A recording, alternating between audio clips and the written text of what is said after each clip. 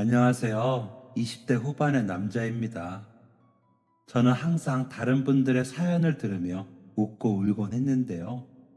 한 번쯤은 제 이야기를 많은 분들에게 들려드리고 싶은 마음이 들어서 이렇게 사연을 쓰게 되었습니다. 저는 기억도 안 나던 어린 시절, 사고로 부모님을 모두 잃고 조부모님 손에서 자랐습니다. 그런데 초등학교 입학할 쯤이었을까요? 할아버지마저 돌아가시자 저는 줄곧 할머니와 단 둘이 살게 되었어요. 어린 나이에 부모님이 없다고 짓궂은 친구들에게 많이 놀림당하기도 했지만 한 번도 할머니를 부끄러워한다던가 돌아가신 부모님을 원망한 적은 없었습니다. 단지 할머니가 괜히 제 눈치를 보시는 게 마음 아플 뿐이었어요. 한 번은 이런 일도 있었습니다. 초등학교 3학년, 갑작스러운 폭우가 내리던 날이었어요. 다른 때였다면 집 방향이 같은 친구의 우산을 얻어쓰고 갈 수 있었겠지만 하필 그날 나머지 공부에 걸렸던 저는 나머지 공부를 다 마쳐야 했고 비가 무섭게 내리는 바깥을 보며 학교 신발장 앞에 멍하니 서 있었습니다.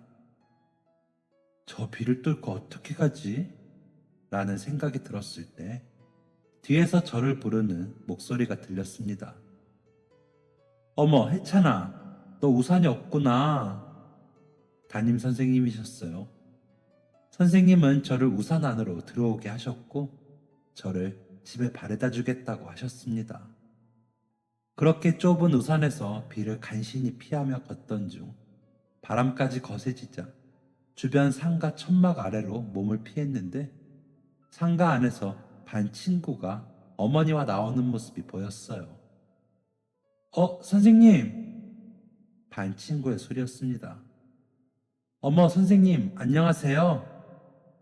친구 어머니와 선생님은 반갑게 인사를 나누셨고, 어른들이 두런두런 이야기를 나누는 동안 저는 반 친구와 대화를 하게 되었습니다. 비가 너무 많이 온다. 내일 체육 시간에는 밖에서 수업 못하겠지. 같은 시답지 않은 대화를 하는데 친구가 문득 저에게 이런 말을 했습니다. 근데 너 왜 선생님이랑 같이 가? 엄마 안 왔어? 그때 저는 괜히 말문이 막히는 경험을 했습니다. 제가 아무 말 하지 않자 친구는 의아한 표정을 하며 왜? 너네 엄마 바쁘구나. 수찬이네 엄마는 일을 해서 못 데리러 왔대. 그래서 아까 수찬이는 짝꿍이랑 우산 쓰고 같이 갔어. 라고 말했죠. 해맑게 말하는 친구에게 아무 대답하지 못하고 어버버 하던 중 저 멀리서 할머니가 걸어오시는 모습이 보였습니다. 할머니의 한쪽 손에 잡힌 건 제 우산이었죠. 저는 친구와의 어색한 대화에서 벗어날 수 있다는 사실이 그저 반가워 비가 오는 것도 있고 할머니에게 뛰쳐갔습니다. 할머니는 제가 뛰어오는 걸 보시고는 서둘러 발걸음을 옮기셨어요. 할머니의 우산 밑으로 폭 들어간 저는 선생님께로 향했고 선생님과 할머니는 반갑게 인사를 나누셨습니다. 어른들의 짧은 대화가 끝나고 할머니에게서 제 우산을 건네봤는데 아까 이야기를 하던 친구가 한마디를 하는 게 들렸어요. 혜찬이는 좋겠다. 나는 할머니 자주 못 보는데. 아마 그 아이는 정말 순수하게 제가 할머니와 있는 모습이 부러워 보여서 한 말이었을 거예요. 하지만 부모님이 바빠서 할머니의 돌봄을 받는 것과 부모님이 안 계셔서 할머니의 돌봄을 받는 것은 전혀 다른 문제였습니다. 친구의 그 말을 들은 저는 괜찮았지만 순간 할머니의 표정이 굳어지는 게 보였어요. 제 사정을 아는 선생님도 아차 싶어하며 서둘러 인사를 남기셨죠. 그날 저녁 함께 저녁 식사를 하는데 할머니는 저에게 이런 질문을 남기셨습니다. 혜찬이도 엄마가 데리러 왔으면 좋았을 텐데 할머니가 와서 속상했겠다. 그렇지? 저는 절대 아니라고 할머니가 와준 것만으로도 기쁘다고 충분하다고 이야기했죠. 하지만 할머니의 속상한 마음은 잘 풀어지지 않은 것 같았습니다. 이후로도 할머니는 이따금씩 제게 부모님이 안 계시다는 것에서 심할 정도로 속상한 마음을 표현하신 적이 있었어요. 식사도 제대로 못 하시는 날도 있었죠. 사실 할머니의 속마음은 속상함이 아니라 죄책감에 가까웠습니다. 그 이유는 제가 성인이 되고 나서야 알게 되었는데 그 내용은 천천히 말씀드리도록 하겠습니다. 할머니와 단 둘이 사는 삶은 그리 여유롭지 않았습니다. 저와 할머니에겐 남겨진 재산이랄 것도 없었기 때문이었죠. 할머니는 근근히 물건을 떼가 파는 일을 하셨어요. 가끔 시장에서 장사를 하시는 할머니를 도우러 나갔던 기억이 납니다. 아마 제가 어린 나이에도 부모님이 안 계신 것, 할머니 손에서 자라는 것에 불평불만을 한 번도 안 했던 건 너무 일찍 철이 들었기 때문이 아닌가 싶습니다.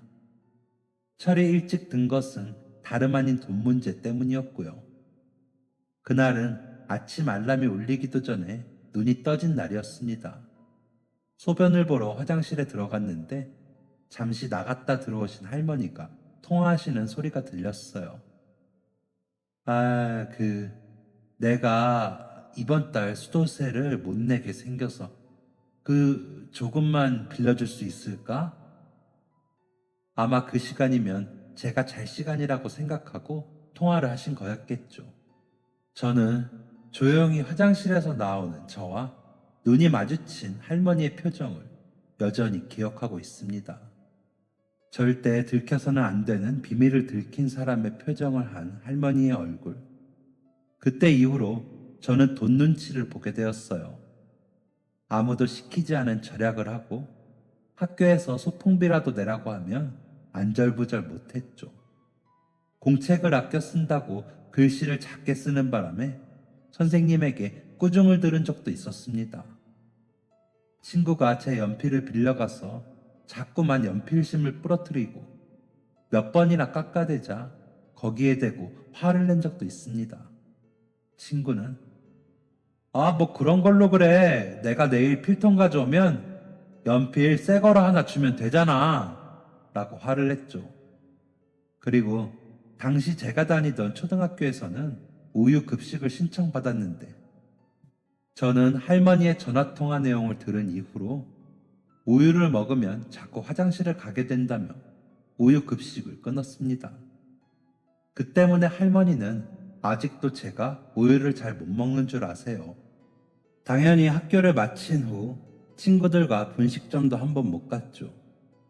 할머니가 저에게 용돈을 주시긴 하셨지만 그걸 차마 쓸 수가 없었습니다. 저는 다시 그 용돈을 할머니 지갑에 몰래 넣어두곤 했어요.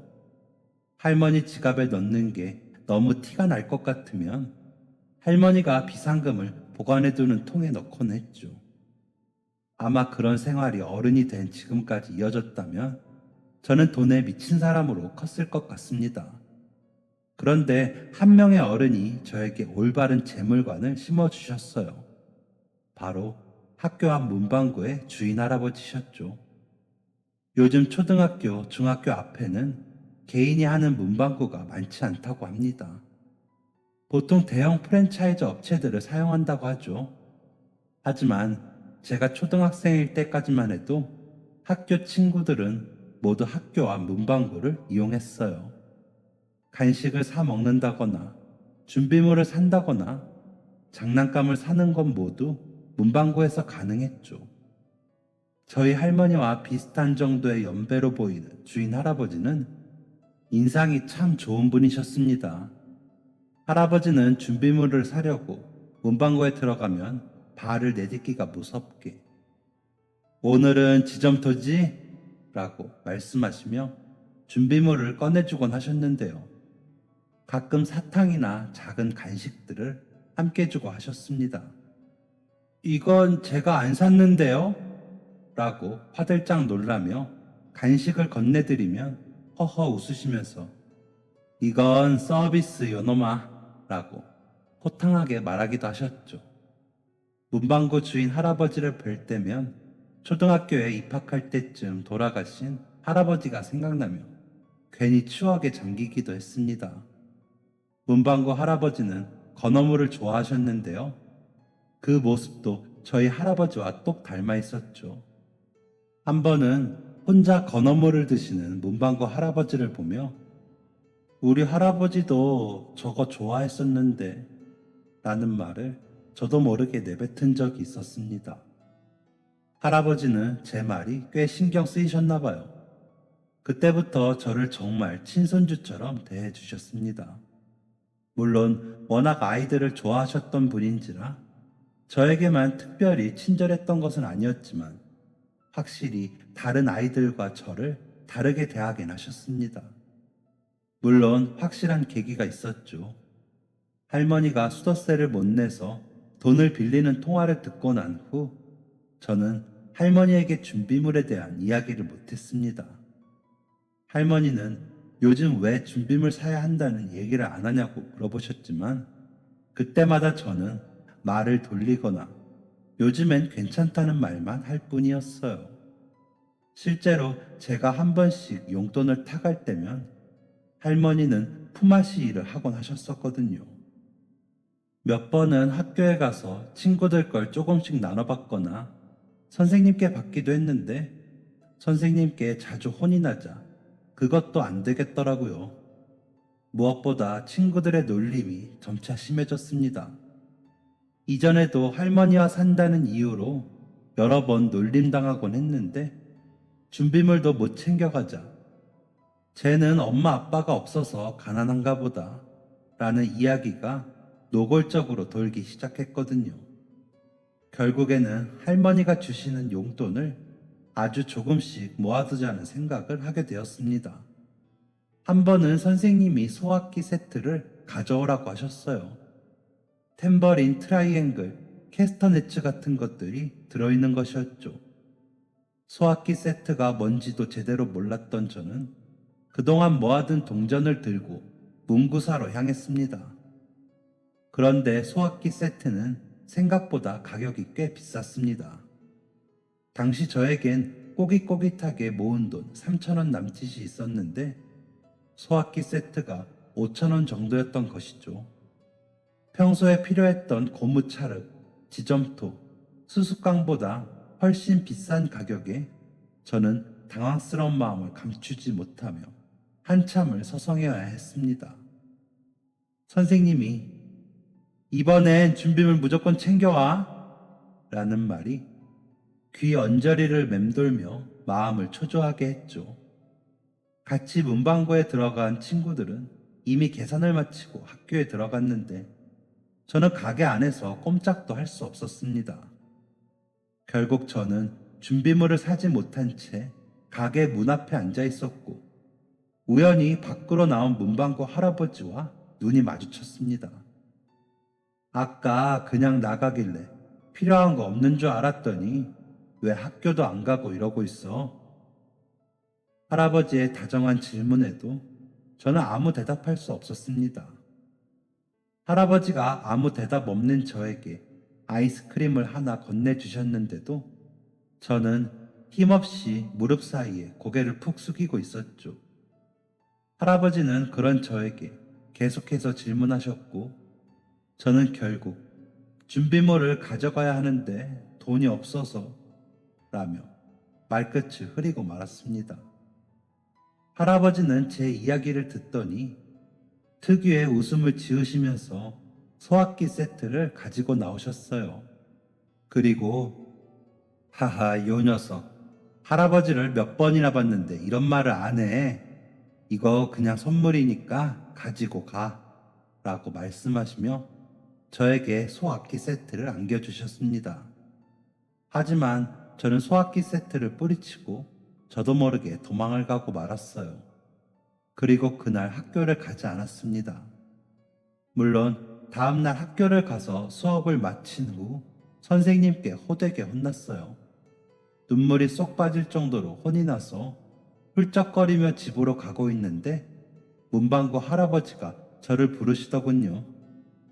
전날에 저에게 호의를 보여주셨는데도 도망쳤던 게 내심 마음에 걸렸던 저는 순순히 할아버지께로 향했습니다. 할아버지는 장난기 넘치는 표정으로 제 어깨를 감싸시더니 이내 누가 봐도 운 것처럼 보이는 제 얼굴을 뚫어지게 쳐다보셨습니다. 저는 고개를 숙이며 할아버지의 얼굴을 피하려고 했지만 선생님한테 혼났어? 라고 대놓고 묻는 할아버지의 대답을 피할 순 없었습니다. 할아버지는 저를 문방구 한편에 있는 단칸방에 앉히시더니 라면을 끓여오셨어요. 한창 울고 난 후라 배가 고팠던 저는 허겁지겁 라면을 해치웠습니다. 할아버지는 배부르게 라면을 먹고 머쓱하게 입을 닦는 저에게 이런저런 질문을 하셨습니다. 제가 누구랑 살고 있고 가정 형편은 어떤지에 대한 걸 알기 위한 질문들이었죠. 모든 질문에 대한 대답을 들은 할아버지는 앞으로 준비물 필요하면 여기 뒷문 있지? 여기로 와. 할아버지가 여기 문 뒤에 준비물 놔둘게. 그거 가져가. 라는 말씀을 하셨어요. 직접 뒷문을 열어서 어떻게 오는지까지 설명해 주신 할아버지의 이야기는 쉽게 이해되지 않았습니다. 저는 매번 준비물을 살 돈이 없는데요. 라는 질문에도 할아버지는 예끼 이놈아, 돈 받으려고 그러는 줄 알아? 그냥 가져가. 라며 제 등을 떠미셨습니다. 이후로는 정말 돈을 한 푼도 내지 않고 준비물을 가져가게 되었어요. 한두 번은 눈치가 보여서 가져가지 않았는데 제가 그럴 때면 할아버지는 학교까지 찾아와서 준비물을 챙겨주곤 하셨습니다. 저 때문에 할아버지가 학교까지 발걸음하는 일이 몇 번 반복되자 저는 결국 할아버지에게 항복하고 말았고 할아버지에게 준비물을 받아다 쓰게 되었습니다.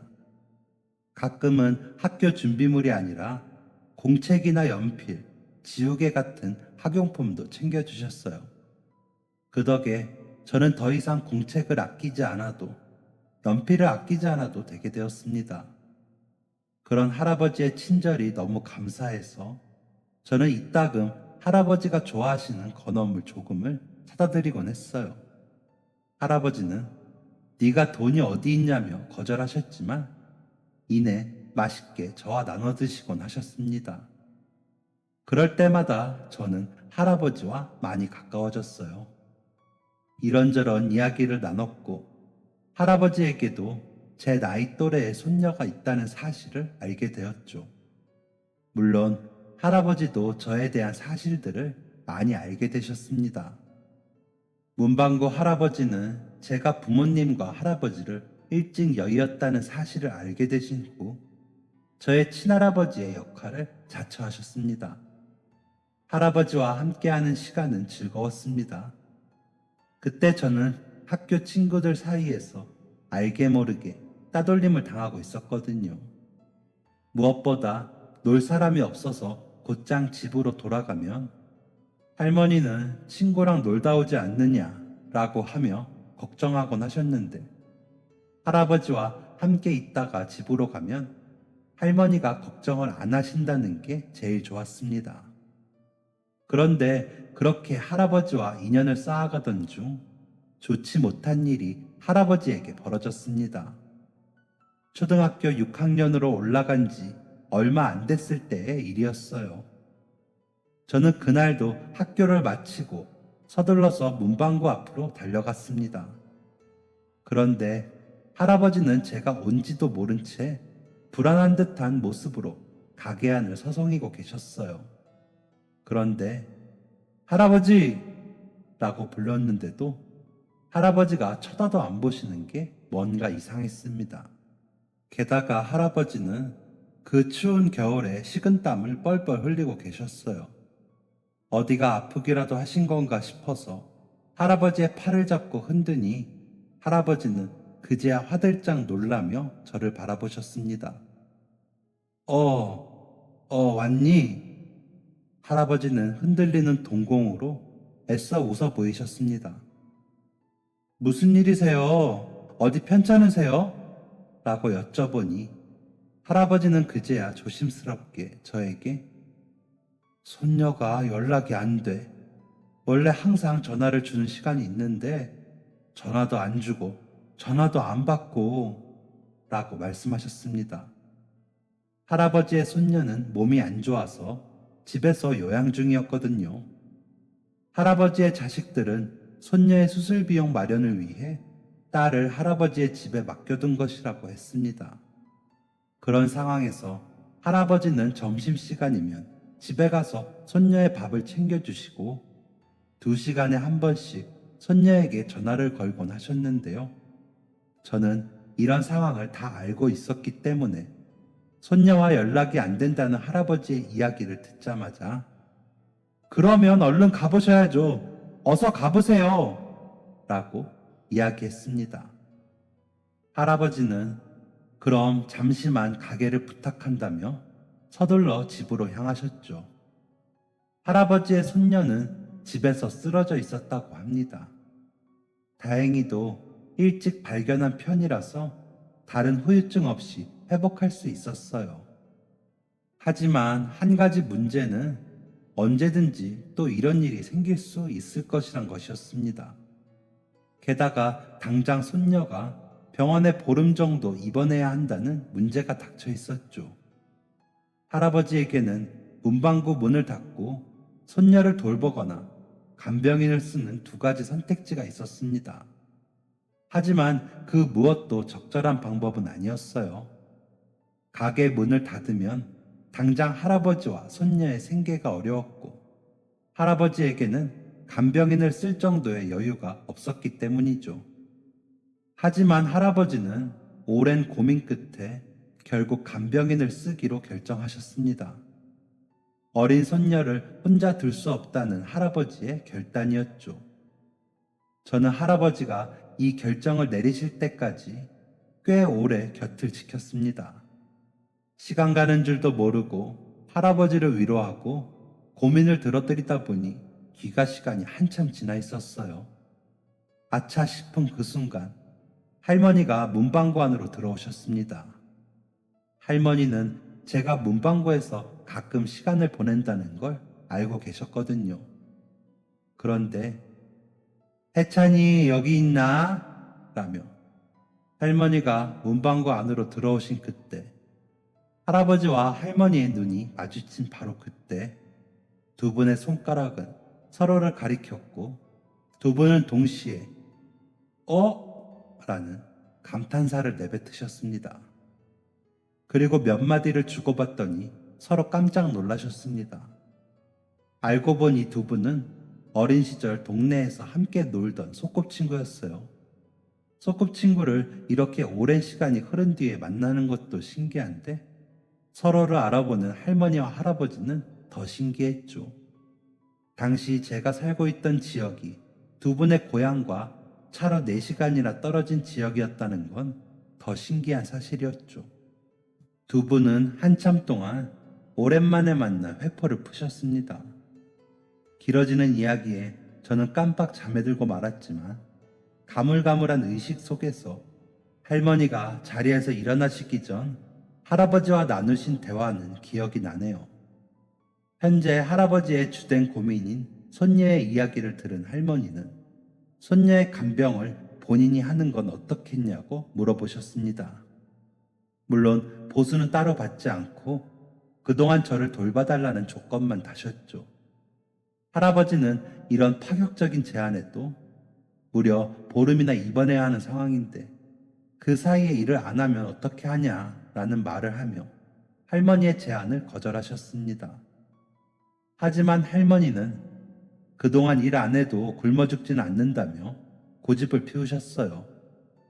나중에 알게 된 사실이지만 어린 시절 할머니가 할아버지에게 큰 도움을 받은 적이 있었다고 합니다. 열병이 나서 앓는 할머니를 업고 읍내까지 뛰어간 적이 있으시다고 하죠. 할머니는 친구끼리는 돕고 사는 거야 라는 말을 끝으로 할아버지를 이기고 손녀의 간병인 역할을 꿰차셨어요. 할머니는 그동안 일 안 해도 굶어 죽지 않는다고 말씀하셨지만 사실 보름간의 간병 이후 잠깐 동안 허리띠를 더 졸라 매셔야 했다고 합니다. 또 할아버지에게 은혜 입은 이야기를 하긴 하셨지만 사실 나도 손주가 있는데 어떻게 그걸 보고도 모른 척 하겠나 라는 생각으로 도운 게 크셨다고 합니다. 어쨌든 할머니는 할아버지의 손녀가 태어날 때까지 정성스럽게 간병을 하셨고 저는 그동안 할아버지 집에서 지내게 되었습니다. 태어난 할아버지의 손녀는 전보다 더 건강해져 있었어요. 그리고 저와 할머니, 할아버지와 손녀는 더욱 가까워졌죠. 저는 할아버지의 손녀를 누나 누나 하며 잘 따랐고 누나도 저에게 참 잘 대해 주었습니다. 그런데 대체 왜 슬픈 일은 착한 사람들에게만 찾아오는 것 같을까요? 천사 같았던 누나는 갑작스러운 폐렴을 이기지 못하고 결국 어린 나이에 세상을 떠났습니다. 제가 중학교 2학년이 됐을 때 그때 누나의 나이는 18살 어린 나이였습니다. 선천적으로 폐가 안 좋았던 누나는 학교도 제대로 다니지 못하고 어릴 때부터 병원 신세를 지곤 했다곤 해요. 그런데 누나가 14살이 됐을 때 누나의 부모님은 병원을 통해 미국에서 수술을 받으면 남들처럼 생활할 수 있다는 이야기를 들었다고 합니다. 문제는 천문학적인 수술 비용이었죠. 평범한 집안에서 감당할 수 있는 수준이 아니었던 수술 비용을 마련하기 위해 누나의 부모님은 정말 열심히 돈을 벌었다고 해요. 누나의 장례식장에서 처음 본 누나의 부모님은 머리카락은 벌써 하얗게 변해 있었습니다. 아마 40대 초반이었을 텐데 그렇게 머리가 하얗게 셀 정도로 일만 했던 두 분은 목표했던 금액을 거의 다 모은 순간에 딸을 잃었다고 합니다. 여전히 그때만 생각하면 제 마음도 쓰리네요. 할아버지는 누나가 세상을 떠난 이후로 문방구 문을 닫으셨어요. 그러고는 열쇠를 저에게 주시며 필요한 게 있으면 알아서 가져가라는 말을 남기셨죠. 그리고는 제가 집으로 찾아가도 문을 열어주지 않으셨습니다. 물론 할머니도 이 모든 사실을 아셨죠. 처음 할아버지가 문을 걸어 잠그고 나오지 않으셨을 때 할머니는 저에게 해찬이가 넘어지면 상처가 나지? 상처가 나면 피도 나고 그런데 나중에 시간이 지나면 딱지가 생기고 그러면서 상처가 낫잖아. 할아버지는 그렇게 상처가 낫고 있는 중인 거야. 아마 딱지가 생기려면 시간이 꽤 필요할 거다. 라고 말씀하시며 저를 안심시키셨습니다. 그런데 할아버지 집 앞에 술병만 늘어나는 시간이 점점 길어지자 할머니는 한 번도 본 적 없는 호랑이 같은 얼굴을 하고 할아버지의 집 문을 두드리셨습니다. 야, 이 멍청한 놈아, 문 열어! 라며 문을 쾅쾅 두드리셔도 할아버지는 나오지 않으셨어요. 하지만 할머니는 지지 않으셨습니다. 여기 사는 노인네 고독사한 것 같다고 경찰 부를까? 바쁜 119 양반들 불러? 어디 한번 해봐? 동네 시끄럽게 한번 해볼까? 내 성격 몰라, 곽상배? 저는 할머니가 이렇게 거친 면모를 가지고 계신 줄 차마 몰랐습니다. 근데 그런 할머니의 행동이 100번 이해됐어요. 할아버지의 칩거는 거의 1년이나 지속되었거든요. 당시 저의 나이는 중학교 3학년이었습니다. 할머니가 문을 두드리며 악소리를 내시자 결국 할아버지가 문을 여셨습니다. 정말 오랜만에 만난 할아버지는 길 가다 만나면 못 알아볼 정도로 야위어 있으셨어요. 저는 왈칵 쏟아지는 눈물을 삼키며 할아버지를 조용히 불렀습니다. 할아버지는 텅 빈 눈으로 문을 여셨다가 저를 보시고는 눈에 초점을 되찾으셨어요. 맞냐? 라고 말하는 할아버지의 목소리에는 힘이 없었지만 저를 반기시는 할아버지의 마음은 문방구에 앉아서 인사를 건네시던 때와 다를 바가 없었습니다. 할머니도 그런 할아버지의 모습에 눈물을 삼키셨고 할아버지를 밀다시피 하며 집 안으로 들어가셨어요. 생각보다 집은 깨끗했지만 치울 것 투성이었습니다. 저와 할머니는 팔을 걷어붙이고 집안 대청소를 하기 시작했습니다. 어두침침한 커튼은 떼서 버려버리고 환기를 시켰죠. 집안의 모든 먼지를 걷어내고 한참을 청소하니 저녁 시간이 되었더군요. 할머니는 저에게 돈을 쥐어주시며 짜장면을 사오라고 말씀하셨습니다. 저는 얌전히 할머니의 심부름 하러 떠났어요. 생각보다 빨리 나온 짜장면을 들고 할아버지 집 앞으로 도착했는데 문 옆에 난 창문으로 두 분의 이야기 소리가 들렸습니다. 할머니가 할아버지에게 무언가 중요한 이야기를 하는 것 같아서 귀 기울이고 있는데 저는 그때 제 인생에서 가장 충격적인 이야기를 들었습니다. 처음부터 모든 이야기를 들은 건 아니었지만 할머니는 분명 제 부모님이 돌아가셨을 때 이야기를 하고 계셨어요. 우리 애들 그렇게 됐을 때 나는 어땠겠어? 하루아침에 자식이랑 며느리가 내 눈앞에서 가버렸는데 그것도 지 새끼랑 나 살리겠다고 둘이 몸을 감싸서 나를 살렸는데 나는 어땠겠냐고. 나는 아직도 우리 현주가 해찬이 부탁한다고 말한 목소리를 잊을 수가 없어. 그 어린 게 핏덩이 두고 가면서도 눈도 제대로 못 감았다고. 이 말을 하는 할머니의 얼굴은 보이지 않았지만 할머니가 울고 계신다는 건 목소리만 들어도 알 수 있었습니다. 저는 매우 혼란스러웠어요.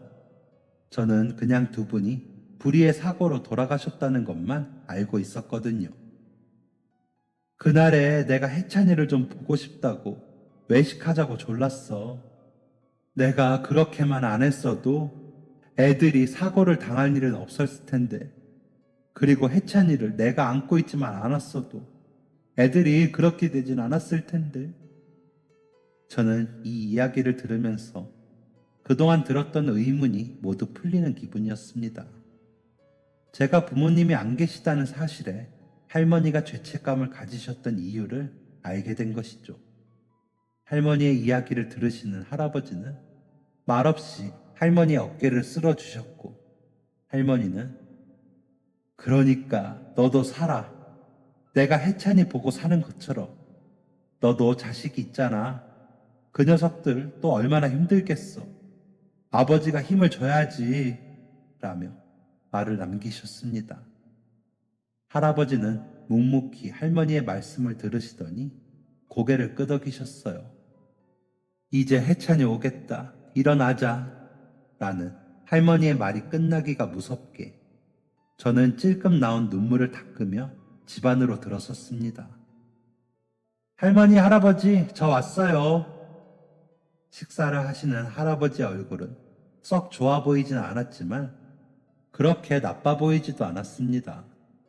그리고 할아버지는 그 다음 날부터 문방구를 다시 여셨어요. 그동안 제가 한 번씩 들려서 먼지를 털고 정리했기 때문에 치울 건 없었지만 유통기한이 지난 음식을 버리거나 재고를 정리하는데 꽤 시간을 쓰셨죠. 할아버지가 그렇게 일상을 조금씩 되찾으셨을 때 저는 할머니에게 예전에 들은 이야기를 여쭤보았습니다. 할머니, 사실 저번에 할머니가 할아버지한테 이야기하는 거 다 들었어요. 할머니는 크게 놀라셨지만 언젠가는 너한테 말해줘야 할 것 같았다 라고 하시며 저에게 모든 상세한 이야기를 전해주셨습니다. 사고가 난 날은 저를 보고 싶다는 할머니를 위해 식사 약속을 잡은 날이었다고 해요. 할아버지는 그날 상이 생겨서 함께 하지 못하셨다고 하죠. 할머니는 오랜만에 만난 손주가 반가운 마음에 단 한시도 저를 품에서 떨어뜨려 놓지 않으셨다고 합니다. 어머니와 아버지가 아유, 팔도 안 좋으신데 무거워요. 저희가 이제 안을게요. 라고 말해도 절대 저를 내려놓지 않으셨다고 하죠. 이제 이렇게 보면 자주 만나지도 못할 텐데 지금이라도 많이 알아둬야지 라며 저림팔을 참으며 버티셨다고 합니다. 왼쪽에는 아버지, 오른쪽에는 어머니를 두고 횡단보도를 건너시던 그때 멀리서 빠른 속도로 차량 하나가 다가왔다고 합니다. 피해야 한다는 생각도 못할 정도로 찰나의 순간이었다고 하죠.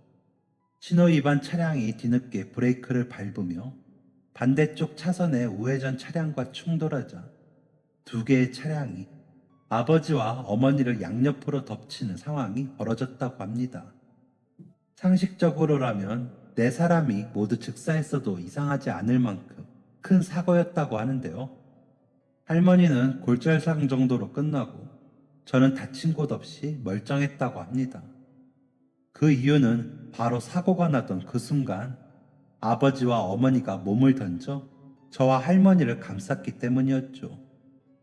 아버지는 그 순간에 즉사했고 어머니는 할머니를 위에서 포개듯 안으며 쓰러져 해찬이 잘 부탁드려요 라는 말을 남기고 눈도 감지 못한 채 숨을 거뒀다고 합니다.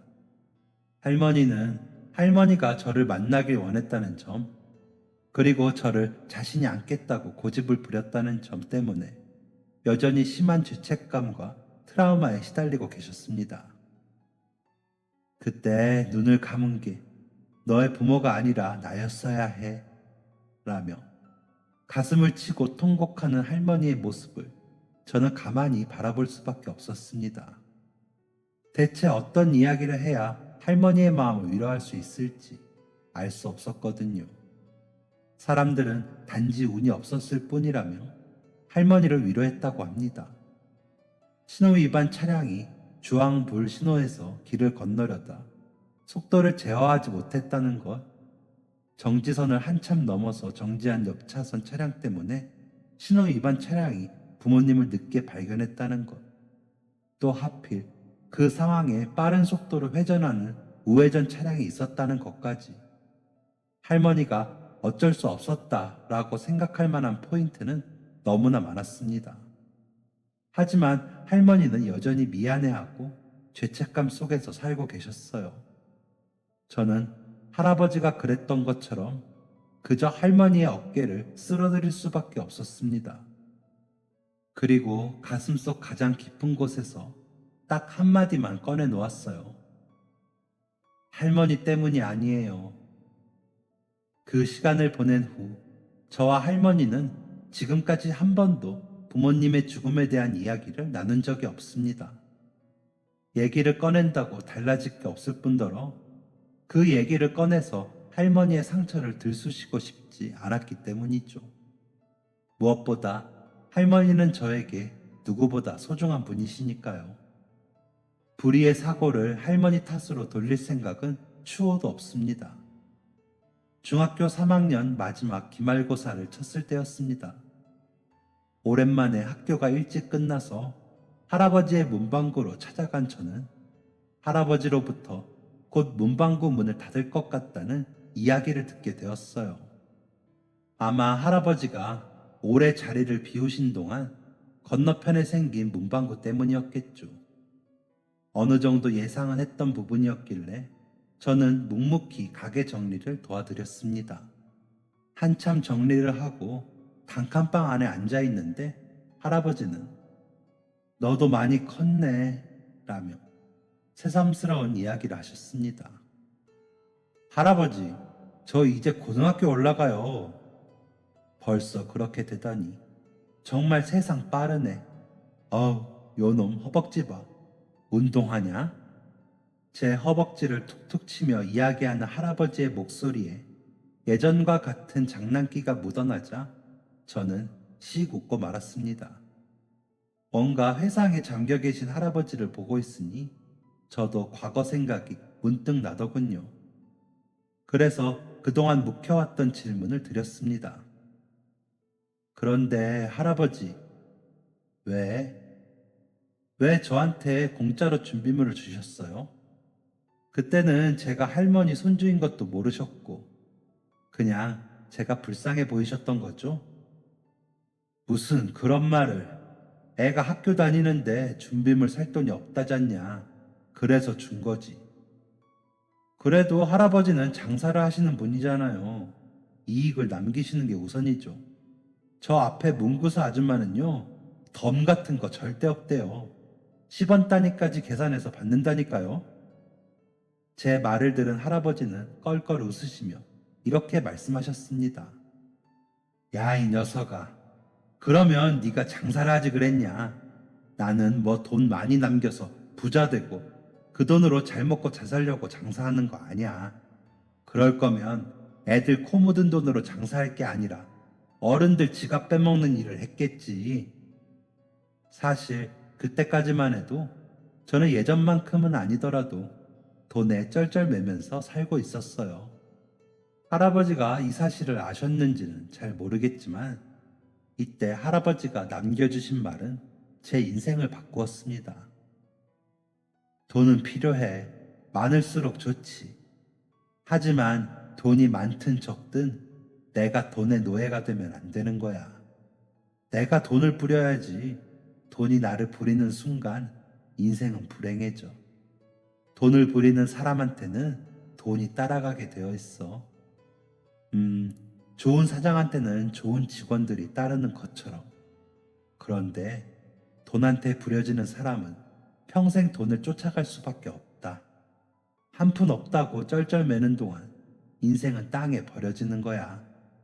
나는 비록 엄청난 부자는 안 됐지만 적어도 돈을 쫓아 사느라 아등바등한 적은 없다. 내가 돈을 부리는 방법은 너 같은 애들한테 준비물 챙겨주는 거였어. 네? 저 같은 애들이요? 그래, 너 같은 애들. 내가 설마 너 하나만 챙겼겠니? 그 녀석들 지금 다 뭐 하면서 살려나 몰라. 그 녀석들은 그렇게 은혜를 입어놓고 입을 싹 닫았어요. 제가 욱하고 성질을 내자 할아버지는 제 이마에 딱밤을 놓으시며 말씀하셨습니다. 예끼 이놈, 그런 거 바라고 한 일이면 돈을 다스리는 게 아니라 돈을 쫓아 사는 거야. 할아버지의 말을 듣고 제가 머쓱하게 이마를 문지르고 있자 할아버지는 이내 제 눈을 보며 진지하게 그래서 너는 돈을 부리고 싶으냐? 아니면 돈에 부려지고 싶으냐? 라고 물으셨어요. 그리고 지금은 돈에 부려지고 있냐? 돈을 부리고 있냐? 라고도 물으셨죠. 저는 돈을 부리고 싶다라고 대답했지만 돈을 부리고 있느냐라는 질문에는 대답할 수 없었습니다. 저는 돈에 부려지는 사람이었었거든요. 그날 이후 저는 어떻게 돈을 부릴 수 있을지 그 방법을 찾아다녔습니다. 그 결과로 선택한 게 의사였어요. 천사 같던 할아버지의 손녀, 지혜 누나처럼 돈이 없어서 수술을 못 받는 사람은 없게 하겠다는 다짐을 한 저는 그렇게 의사가 되었습니다. 그리고 매년 지혜 누나와 같은 아이들에게 의료 서비스를 제공해주고 있어요. 이 외의 이야기는 제 자랑이 될 것 같아서 줄이겠지만 제가 할머니와 할아버지에게 자랑스러운 손자가 되었다는 것은 꼭 말씀드리고 싶네요.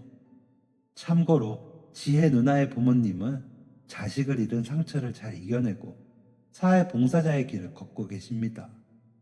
저와 도움이 필요한 아이들을 연결해 주는데 가장 앞장서고 계시는 분들이죠.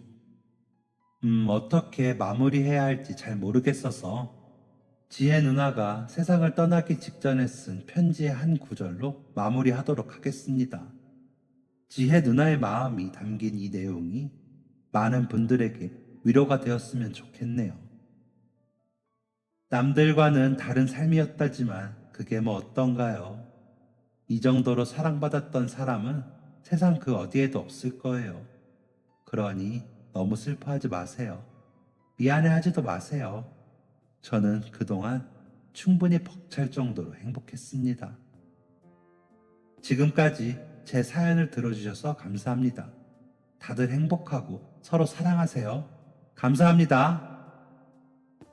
지금까지 사연 들어주셔서 감사합니다. 사연이 재밌으셨다면 구독과 좋아요를 눌러주세요. 감사합니다. 안녕히 계세요.